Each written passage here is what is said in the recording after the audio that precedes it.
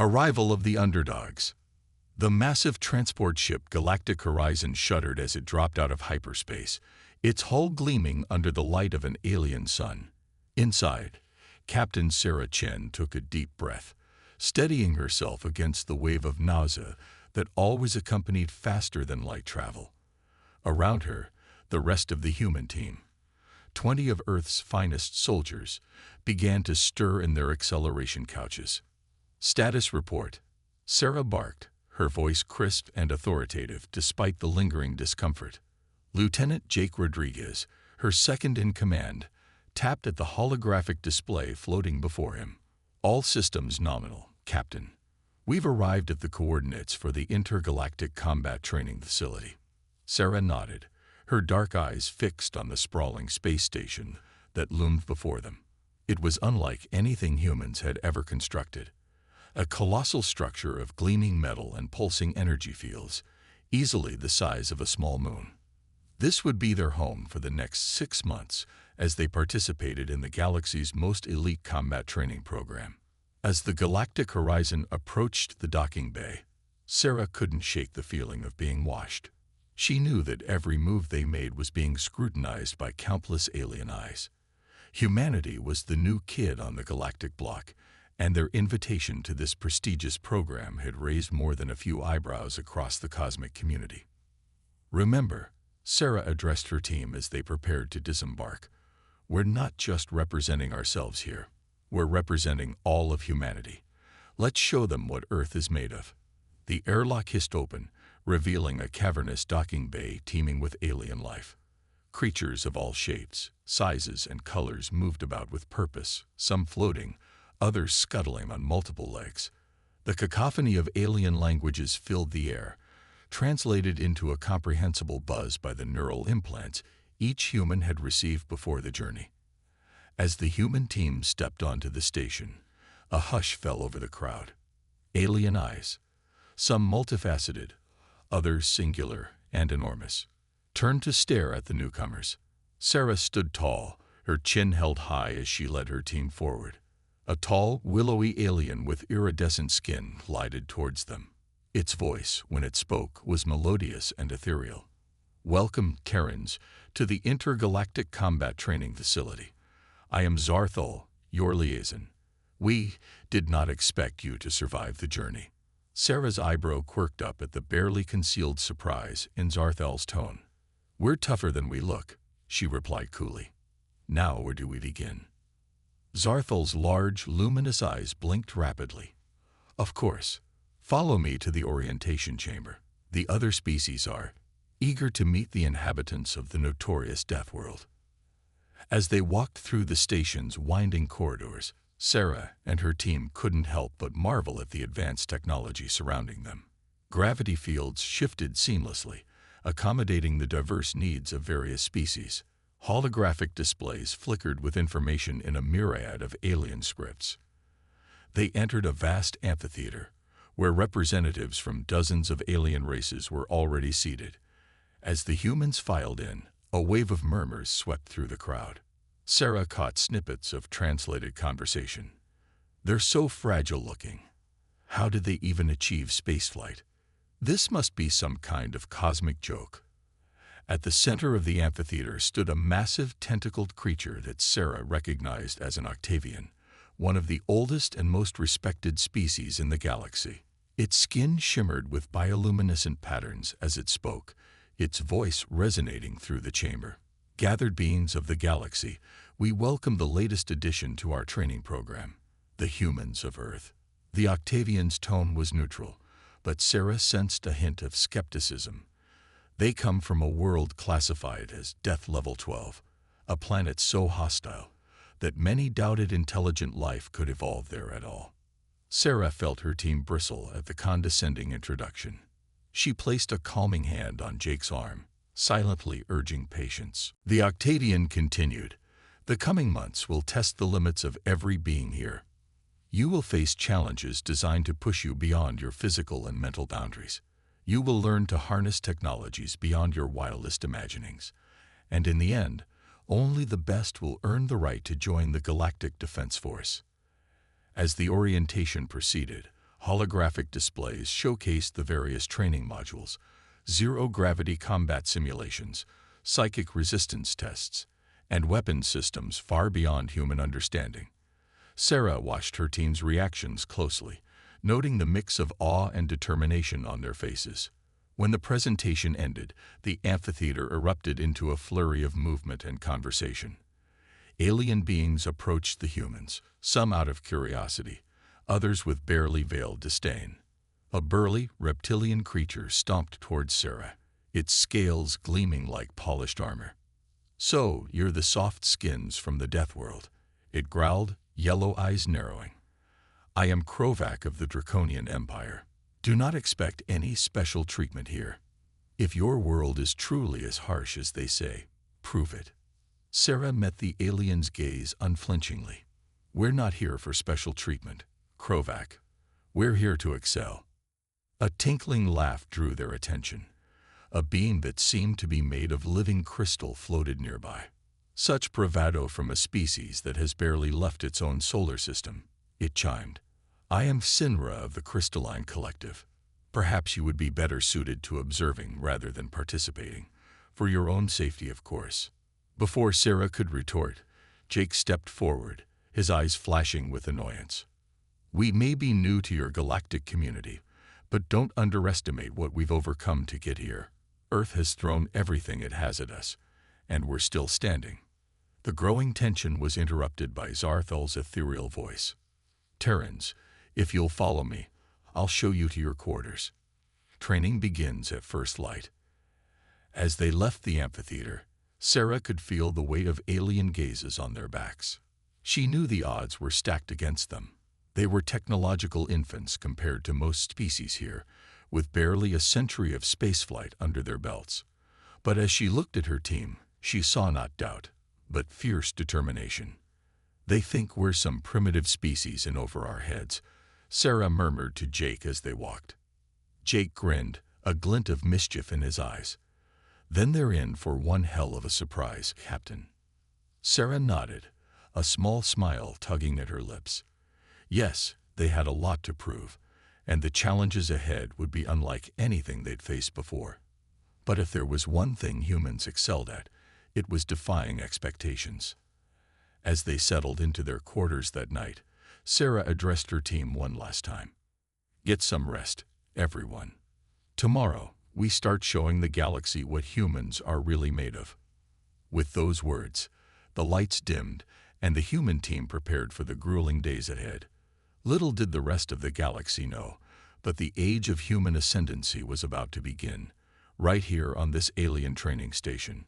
Adapting to alien challenges, the harsh blare of an alien alarm jolted Sarah Chen from her sleep. For a moment, disorientation gripped her as the unfamiliar surroundings of the space station came into focus. It was their first full day at the Intergalactic Combat Training Facility, and already, the challenges were beginning. "Up and at 'em, team," Sarah called out, her voice carrying through the human quarters. "Time to show these aliens what we're made of." As her squad assembled in the common area, Sarah noted the mix of excitement and apprehension on their faces. They were about to face technologies and combat scenarios beyond anything they had encountered on Earth. Zarthal, their alien liaison, materialized at the entrance, its iridescent skin shimmering. "Terrans, your first training module awaits. I must warn you, the difficulty has been adjusted, given your planet's classification." Jake Rodriguez, ever the voice of the team's fighting spirit, grinned. "Bring it on. We eat difficult for breakfast on Earth." The team followed Zarthal through winding corridors that seemed to defy Euclidean geometry. They arrived at a massive chamber where other alien species were already gathering. The atmosphere was tense, filled with a mixture of anticipation and skepticism directed at the human newcomers. A holographic display flickered to life, revealing the face of the Octavian instructor. Today's challenge: psychic defense and gravity manipulation. Begin. Suddenly, the floor beneath them vanished.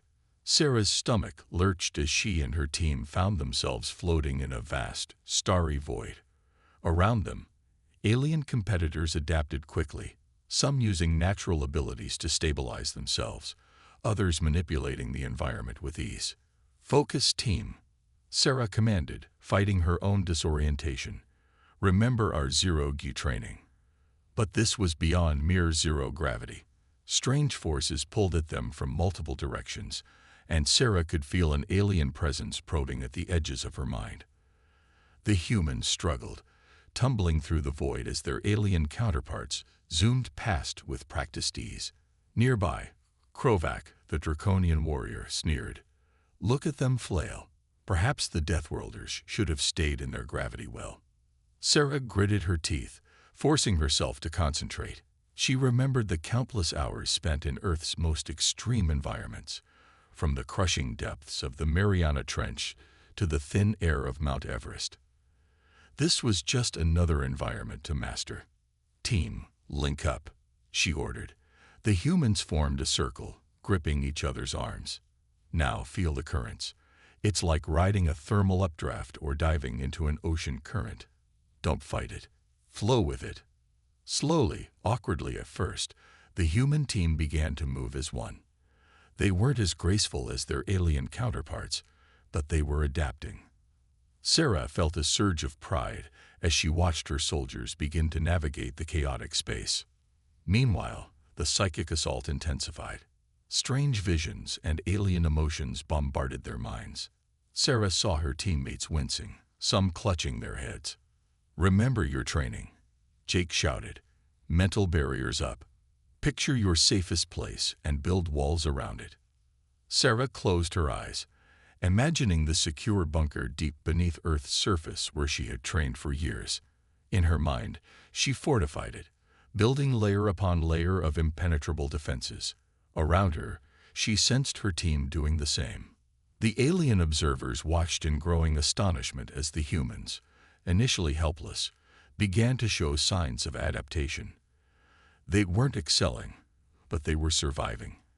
And in a training module designed to push even advanced species to their limits. Hours passed in what felt like both an eternity and an instant. When the simulation finally ended, the human team collapsed to the now solid floor, exhausted but unbroken. Zarthel approached, its large eyes blinking rapidly. "Impressive. For beginners. You have survived the first trial, though your performance ranks in the lowest percentile." Sarah stood, helping her teammates to their feet. "We're just getting warmed up," she said, her voice hoarse but determined. As they left the training chamber, Sarah overheard snippets of conversation from the alien observers. "Did you see how they adapted? Perhaps there's more to these Deathworlders than we thought. Still, they have a long way to go. They'll never catch up." Over the next few weeks, the challenges intensified. Each day brought new, seemingly impossible tasks. They faced off against energy beings in combat simulations, learning to perceive and counter opponents who could phase through solid matter. In a bioengineering challenge, they had to rapidly evolve their own bodies to survive in extreme environments, pushing the limits of their DNA. A xenolinguistics test forced them to communicate complex battle strategies using only pheromones and color changes, a task that left them with pounding headaches, but a newfound appreciation for alien communication methods. Through it all, the human team persevered. They weren't always graceful, and they certainly weren't top of the class, but they refused to give up. Their tenacity began to turn heads. One evening, as the team nursed their latest batch of injuries in the medical bay, Shinra, the crystalline being who had initially dismissed them, floated in. "Your performance is puzzling," Shinra chimed. "By all metrics, you should have washed out of the program by now. Yet you continue." Jake, wincing as a medical drone repaired his fractured ribs, managed a smirk. "That's kind of our thing. Humanity doesn't know when to quit." Sarah, her arm in a regenerative sleeve, addressed the alien directly. "We may not have your advanced tech or natural abilities, but we have something just as powerful: adaptability. Earth has thrown everything at us, from ice ages to supervolcanoes. We've learned to survive, no matter the odds." Shinra's crystalline form shimmered in what might have been thoughtfulness. Perhaps Perhaps we have underestimated the value of your experiences. Your death world may have prepared you in ways we do not yet understand." As Sinra left, Sarah turned to her team. Despite their injuries, despite the grueling challenges that awaited them tomorrow, she saw no defeat in their eyes, only determination.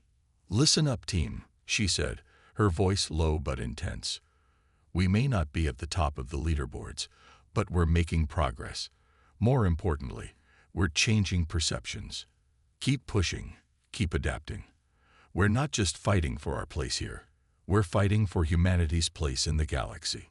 A chorus of hooah answered her, the human battle cry echoing through the alien medical bay. As they prepared for another night of restless sleep before the next day's challenges, Sarah couldn't help but feel a growing sense of optimism.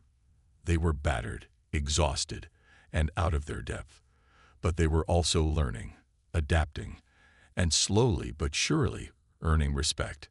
The galaxy had thrown its best at them, thinking to break the upstart Deathworlders.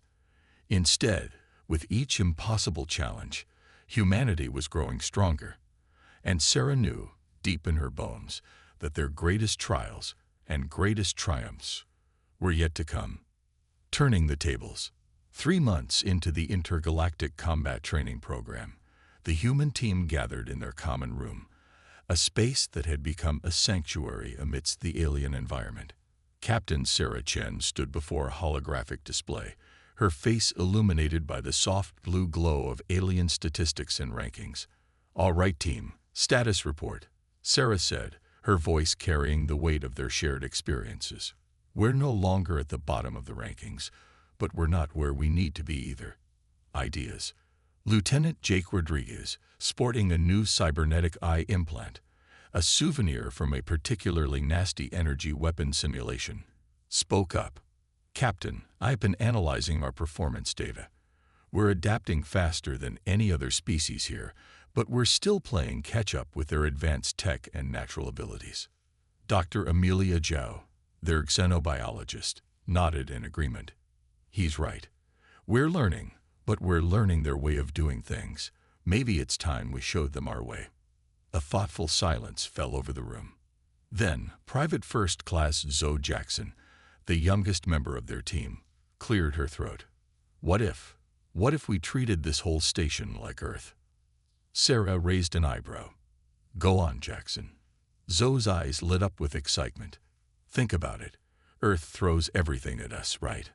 Earthquakes, hurricanes, predators. We're always adapting. This station, with all its weird tech and alien environments, it's just like Earth. Unpredictable, dangerous, always changing. We're Deathworlders. This is what we do best." A slow grin spread across Sarah's face. "Jackson, you might be onto something. All right, team, new strategy. We stop trying to be aliens and start being human. Earth tactics, Earth thinking. Let's show them what Deathworlders can really do." The next day, as the team entered the combat simulation chamber, there was a new energy in their steps. The alien observers noticed the change, murmuring amongst themselves. Krovac, the draconian warrior who had been their most vocal critic, sneered. "Finally accepted your inevitable failure, soft skins." Sarah met his gaze with a steel of her own. "On the contrary, we're just getting started." The simulation began, and chaos erupted. It was a scenario designed to test adaptability in extreme conditions, a battlefield that shifted between Arctic tundra, scorching desert, and corrosive swampland in a matter of minutes.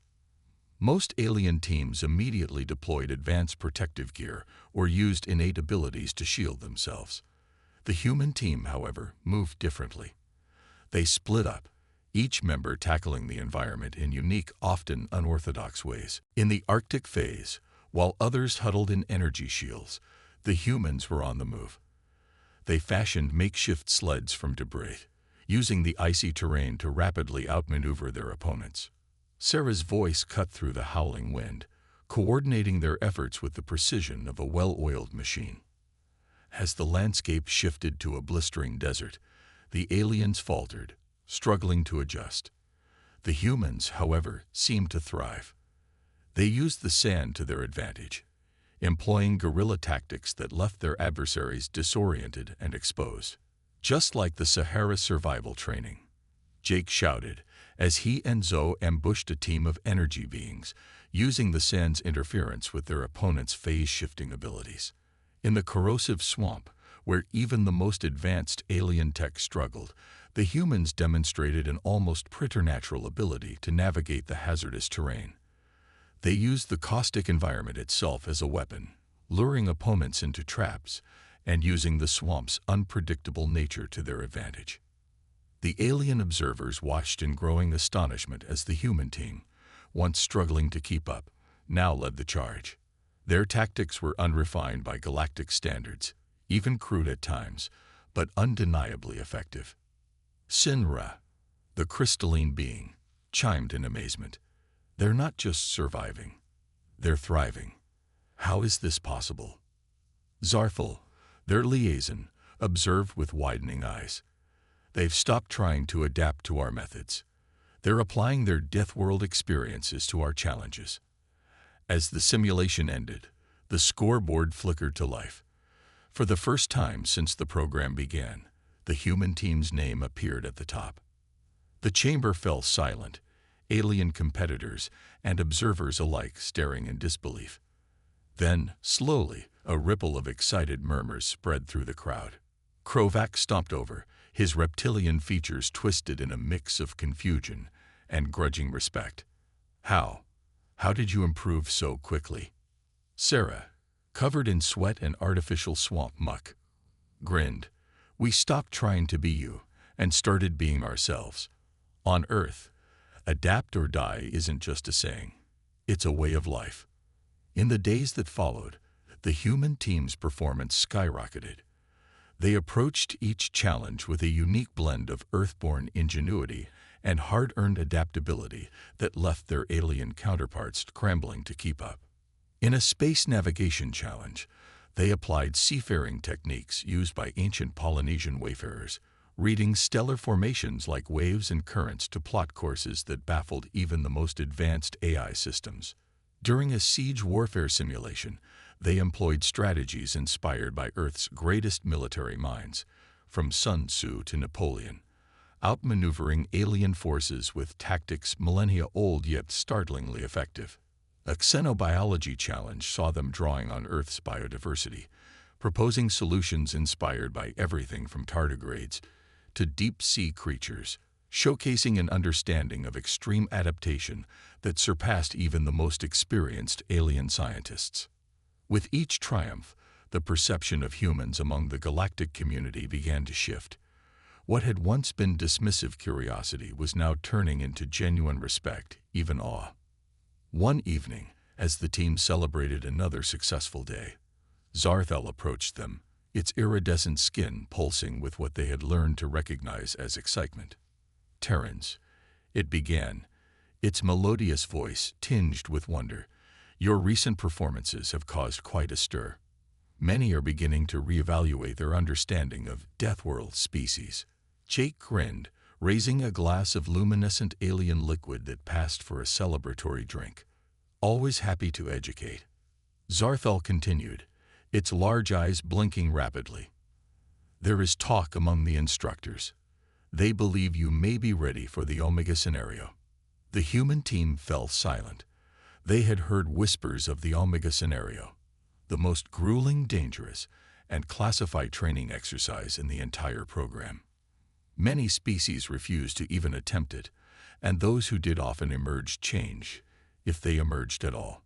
Sarah stepped forward, her face set with determination. We'll do it. Whatever this Omega scenario is, we're ready. As Zarthal left to report their decision, Sarah turned to her team. She saw the mix of excitement and apprehension on their faces, the same emotions roiling in her own gut. Listen up, she said, her voice low and intense. We've come further than anyone thought possible. We've shown the galaxy what humans can do. But this Omega scenario, this is going to be the real test. Whatever they throw at us, remember, we're Deathworlders. We've faced the worst Earth could dish out, and we're still standing. Together, There's nothing we can't overcome. A chorus of determined agreements answered her. As the team prepared for whatever challenges lay ahead, there was a palpable sense of anticipation in the air. They had proven themselves against the galaxy's best and brightest. Now, they were about to face the ultimate test. The Omega scenario loomed on the horizon, promising dangers beyond imagination. But for the first time since arriving at the intergalactic combat training facility, it wasn't the humans who were afraid. As word spread of their impending participation in the dreaded exercise, it was the aliens who watched the Deathworlders with a newfound sense of unease. The tables had turned. Humanity was no longer the underdog. They were the ones to watch, the dark horse racing towards victory. And as Sarah looked at her team, she knew that whatever the Omega scenario had in store, they would face it the way humans always had, with courage, creativity, and an unyielding will to survive. The galaxy was about to learn just how formidable Deathworlders could be. The final test. The air in the preparation chamber crackled with tension as Captain Sarah Chen and her team geared up for the Omega scenario. Alien technicians bustled around them, attaching unfamiliar devices and making last-minute adjustments to their equipment. Zarthel glided into the room, its iridescent skin pulsing with an intensity they'd never seen before. Terrans, it began, its melodious voice uncharacteristically solemn. I must warn you one last time. The Omega scenario is not merely a test. It is an experience that has broken the minds and bodies of beings far more advanced than yourselves. There is no shame in withdrawing. Sarah met the alien's gaze, her eyes burning with determination. We appreciate the concern, Zarthal, but we didn't come this far to back down now. Whatever the Omega scenario is, we're ready. As if on cue, her team straightened, each face set with grim resolve.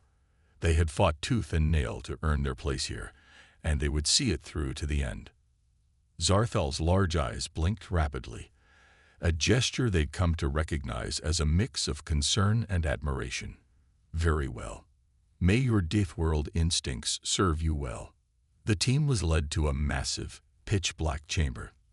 The darkness was absolute, swallowing even the glow of their equipment. Sarah felt a moment of vertigo, as if she were floating in a void. Suddenly, a voice boomed around them, seeming to come from everywhere and nowhere at once. It spoke in a language beyond translation, the words bypassing their ears and resonating directly in their minds. Initiating Omega scenario. Prepare yourselves, challengers, for the ultimate test of survival, adaptability, and sentience itself. The world exploded into chaos. Sarah's senses were overwhelmed as reality itself seemed to fracture and reform around them. They were no longer in the training facility, or perhaps they were everywhere at once. They found themselves on a planet with triple suns, the heat so intense it melted their equipment. Before they could even react, the scene shifted, plunging them into the crushing depths of a methane ocean. Stay together, Sarah shouted, her voice distorted by the rapidly changing environments. Whatever happens, we face it as one. The Omega scenario assaulted them with more than just physical challenges. They faced psychological warfare beyond anything they'd experienced. Each team member was forced to confront their deepest fears, their minds probed, and their very sense of self questioned.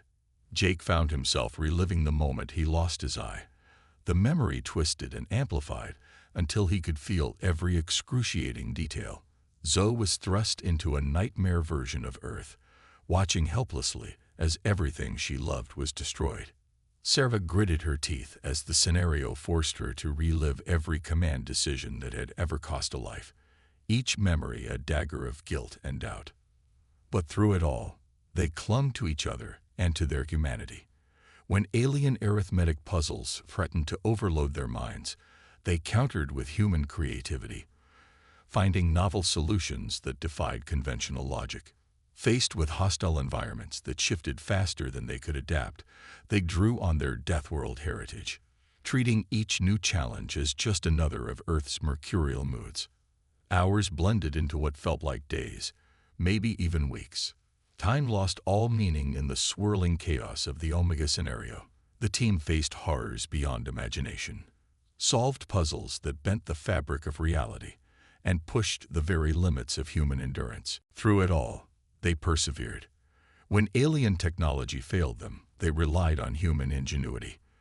When confronted with moral dilemmas designed to shatter their psyche, they leaned on each other, their unwavering bond a beacon in the storm. Finally, after what seemed like an eternity, everything stopped. The team found themselves back in the pitch-black chamber, panting, disoriented, but alive. Lights slowly faded in, revealing the battered but unbroken human team. They stood in a circle, gripping each other's arms, their faces etched with exhaustion, but burning with an indomitable spirit. The same otherworldly voice that had initiated the scenario spoke again.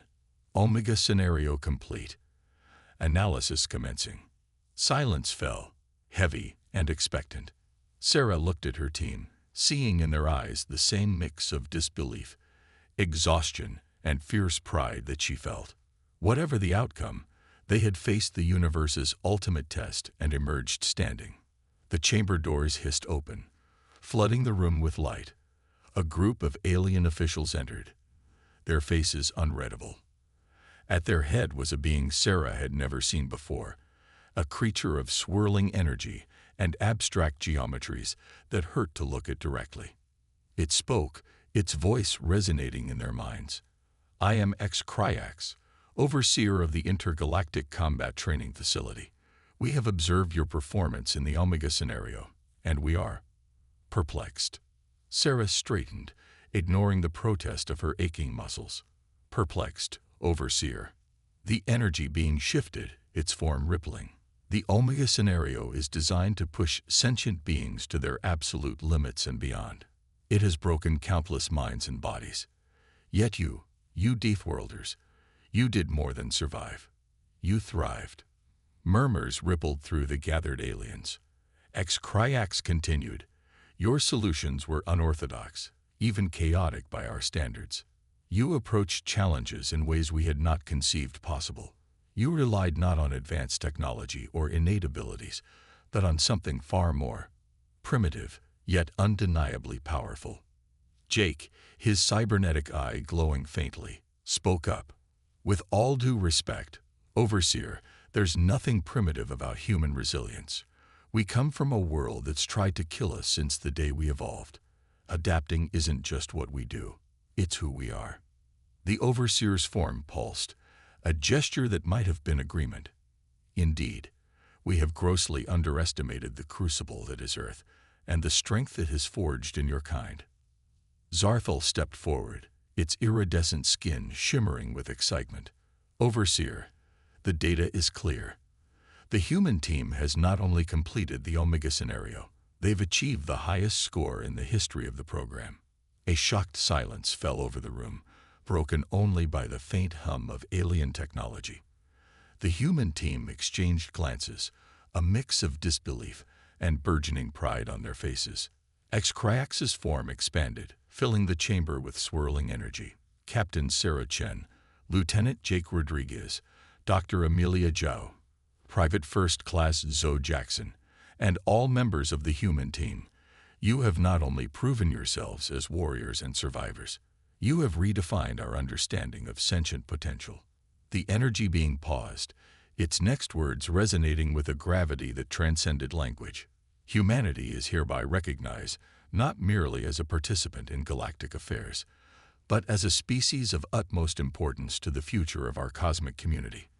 Your Deathworld heritage, far from being a handicap, may well be the key to our survival in the challenges that lie ahead. Sarah stood tall, her voice steady as she addressed the Overseer and the assembled aliens. "We came here to prove ourselves, to earn humanity's place among the stars. We faced your challenges not as individuals, but as a team, and beyond that, as representatives of every human who has ever faced adversity and persevered." She looked at her team, battered but unbowed, then back to the alien assembly.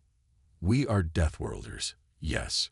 We come from a planet that has thrown everything it has at us. But that hasn't made us hard or cruel. It's taught us to adapt, to innovate, and above all, to never, ever give up. That is the gift Earth has given us, and that is what we offer to the galaxy. As Sarah's words hung in the air, a change came over the alien observers. Where there had once been skepticism and dismissal, now there was respect, even awe. The human team stood tall, bloody but victorious, having proven to the galaxy that sometimes the harshest crucible forges the strongest steel. In that moment, on a space station far from the planet that had shaped them, humanity took its first true steps onto the galactic stage. The age of the Deathworlders had begun, and the universe would never be the same. The human team exchanged glances, the weight of this news settling over them. When they had first arrived at the facility, they were seen as curiosities at best, potential liabilities at worst. Now, they had reshaped the galaxy's perception of humanity in ways they had never imagined possible. Dr. Amelia Zhao, who had been quietly analyzing data from the Omega scenario, spoke up. It's more than just political standing, isn't it? They're interested in our Deathworld adaptations. Zarthel nodded, its form shimmering with what they had come to recognize as excitement. Indeed, your performance has sparked a wave of research proposals. Many of our top xenobiologists and evolutionary theorists are clamoring for the chance to study Earth and its inhabitants. Sarah frowned slightly. Study us. We're not lab specimens. No, Zarthel hastened to clarify. They wish to learn from you, to understand how your species has developed such remarkable adaptability. There's a growing belief that the key to surviving future galactic challenges may lie in the crucible that forged humanity. As if to underscore Zarthal's words, a group of alien trainees entered the observation deck. Among them was Krovac, the draconian warrior who had once sneered at the soft-skinned humans. Now he approached with a posture that, while not quite humble, lacked its former arrogance. Deathworlders, Krovac rumbled, using the term that had once been dismissive, but now carried a note of respect. I'd wish to learn from you. Your tactics, your way of thinking, they are unlike anything we have encountered. Sarah regarded the alien warrior, seeing the genuine curiosity in his reptilian eyes. We'd be honored to share what we know, Krovac. After all, isn't that what this facility is all about? Learning from each other, becoming stronger together. As Sarah spoke, she realized the truth of her own words. They had come here to prove humanity's worth, to earn their place among the stars. But in doing so, they had discovered something far more valuable. The power of diversity, of different species coming together, each bringing their unique strengths to face common challenges. Over the next few weeks, the station buzzed with a new energy. Impromptu classes sprung up, with the human team teaching everything from Earth military tactics to wilderness survival skills. In return, they delved deeper into alien technologies and philosophies, fostering an exchange of knowledge unprecedented in the facility's history. Sinra, the crystalline being, became a regular at these sessions, its curiosity about human adaptability seemingly insatiable. Your species' ability to think outside the box, as you call it, is truly remarkable, it chimed during one such gathering. It forces us to reconsider problems we thought long solved. But it wasn't all smooth sailing. With their newfound respect came increased scrutiny, and in some quarters, fear. Some alien species, particularly those from resource-rich, stable worlds, viewed the rise of these Deathworlders with trepidation. Sarah and her team found themselves not just training, but diplomats of sorts, working to bridge the gap between human tenacity and alien caution.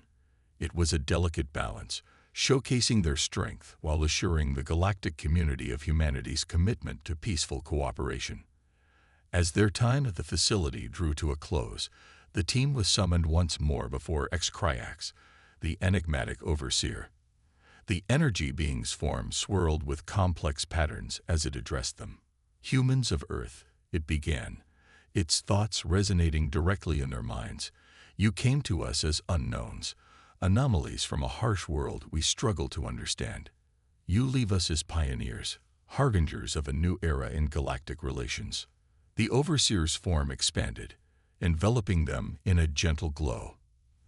The path ahead will not be easy. Many in the galaxy still fear what they do not understand, and your potential, both for growth and destruction, is immense. But you have proven yourselves not just as warriors, but as adaptable, creative problem solvers. These qualities will serve you well in the challenges to come. Sarah stepped forward, her voice steady as she addressed the cosmic being. We understand the responsibility that comes with our newfound status, Overseer. Humanity has no desire for galactic domination or conflict. We seek to explore, to learn, and to contribute to the greater good of all sentient life. Exocriax pulsed with what might have been approval. Well spoken, Captain Chen. Remember these words in the years to come. The galaxy watches Earth with great interest, and your actions will shape the future of interstellar relations. As the human team prepared to return to Earth, they found themselves at the center of a farewell ceremony, unlike anything the facility had ever seen. Alien species from across the galaxy gathered to bid them farewell, many offering gifts, tokens of respect, and promises of future collaboration. Standing on the bridge of the galactic horizon, ready to depart, Sarah looked at her team. No longer just soldiers, but ambassadors of humanity's potential.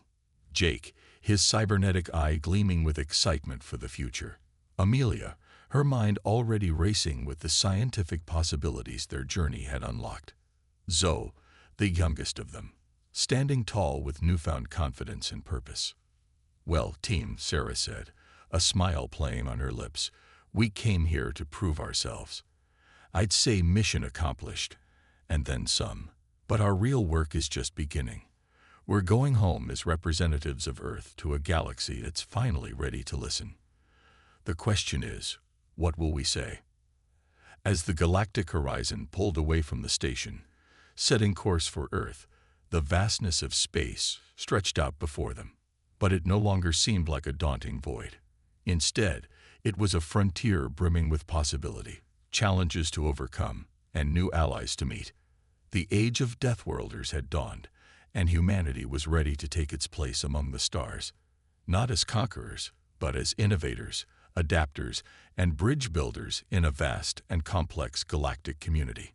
As Earth grew larger in their viewport, Sarah Chen and her team knew that they were bringing home more than just victory and recognition. They were carrying the hopes, fears, and curiosity of an entire galaxy. The future was uncertain, filled with both promise and peril, but one thing was clear: humanity had earned its respect, and the universe would never be the same again.